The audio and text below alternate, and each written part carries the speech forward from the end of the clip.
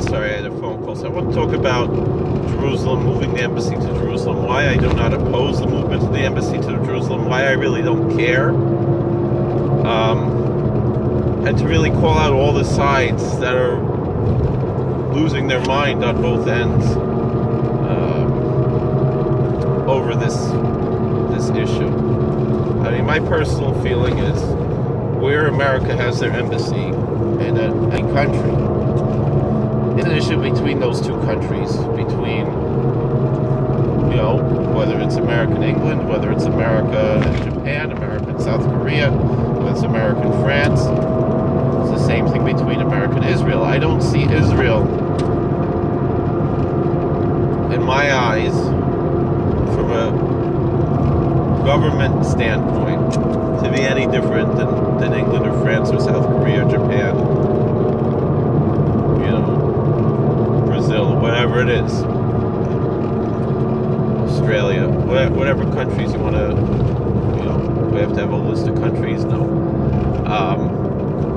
it just so happens that the Holy Land of my religion is located there. Just like it just so happens, for the Catholics that Vatican City is an independent country, which is located in the confines of the city of Rome. Different things like that. Just like, all Muslims, revere the Kaaba and revere Mecca, even if they don't politically agree with Saudi Arabia. Obviously, Iran and Saudi Arabia don't see eye to eye many things. Iran is predominantly Shiite, and Saudi Arabia is predominantly Sunni, and as is most of the Muslim world. And yet, the Iranians still, as far as I know, make the Hajj, right? Make the pilgrimage to Mecca.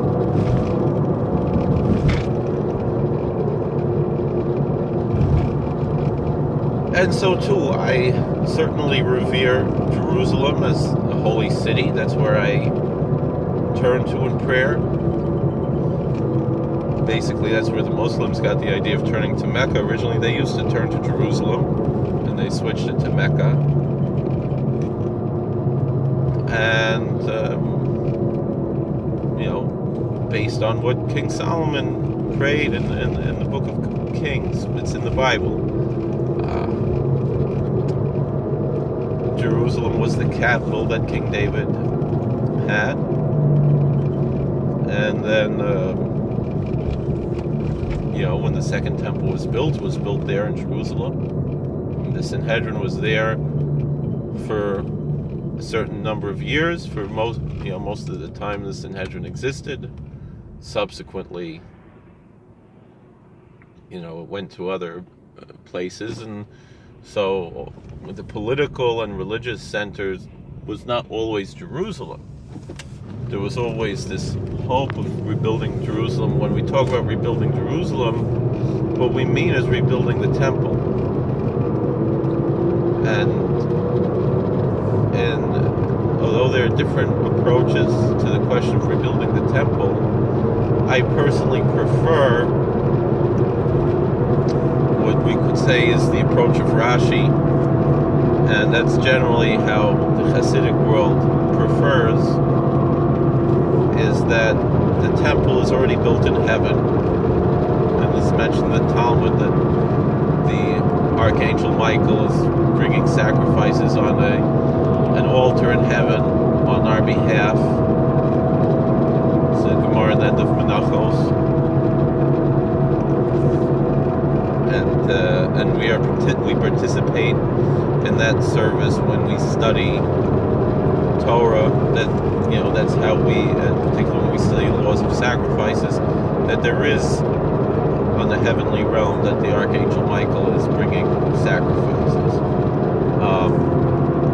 And so we don't have to feel that we're missing something because we don't have a temple.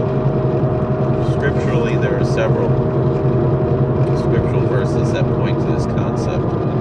Hosea and Malachi,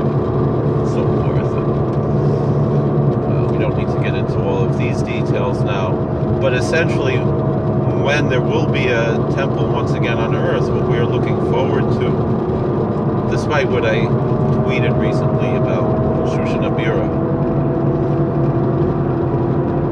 also Gemara Menachos, but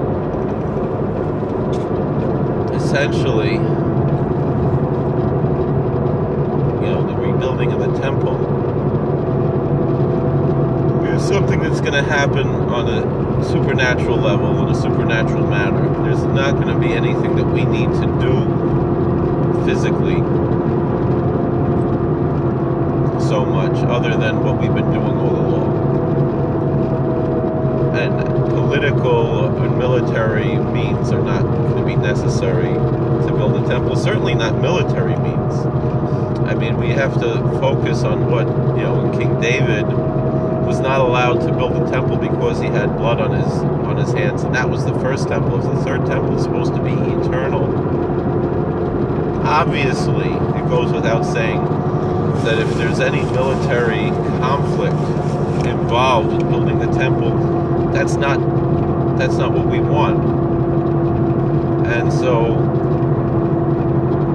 to wage military conflict over the Temple Mount, over anything in regards to building the temple, is totally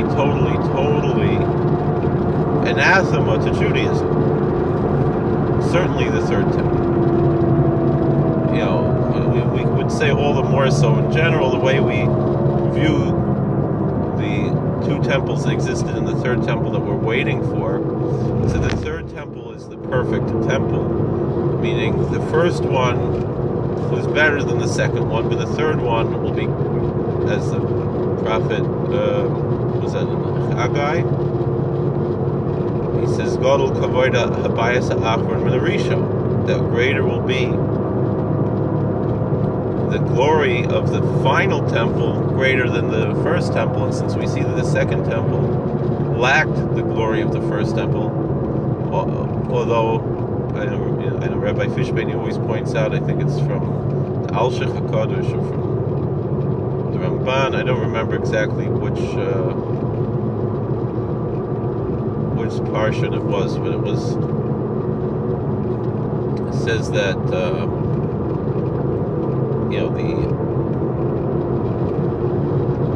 the tabernacle had the most Hashras of Shechina, had the most open revelation of godliness, and it was the least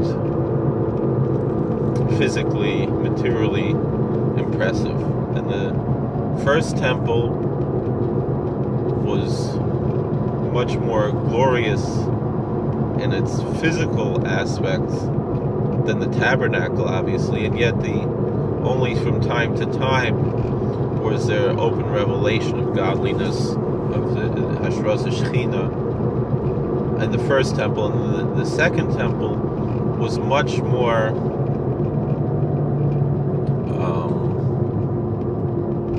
was much more opulent materially, physically, than the first temple, particularly after Herod the Great, we call him Herod the Wicked. He was greatly wicked, but after Herod refurbished the temple, renovated the temple, was probably one of the most spectacular edifices in the ancient world. And then again, there was no Hashras Shechina there.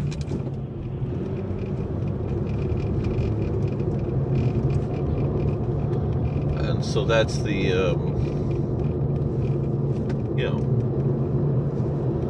that's a point whereas we could perhaps even go so far as to say is that the third temple will be wholly spiritual,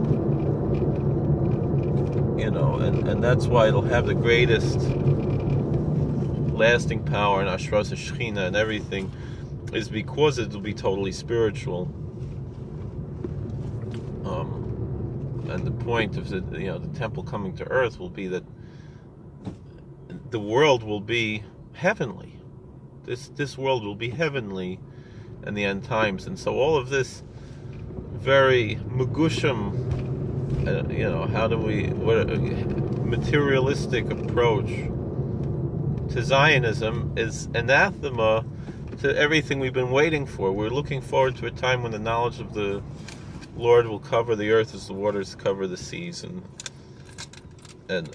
nation will not lift up sword against nation, neither will they learn of war anymore. This is what we're waiting for. We're not waiting for just to have, political sovereignty recognized by the UN.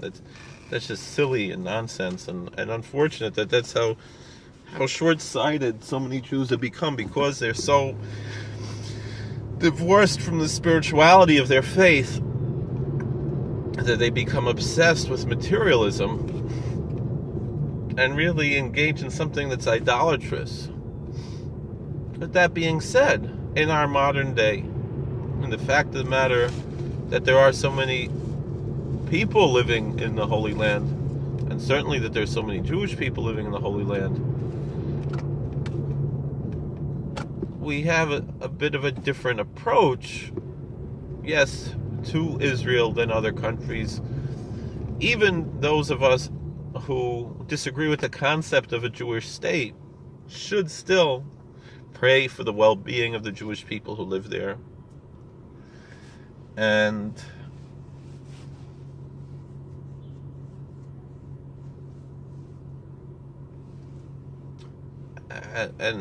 want what's right. However, and so some people have suggested that moving the American embassy to Jerusalem is a security issue. It's going to make problems and put people's lives in danger. I think that's a little bit exaggerated. So basically what I want to bring out with my... All right, my wife is calling me. I gotta answer the phone.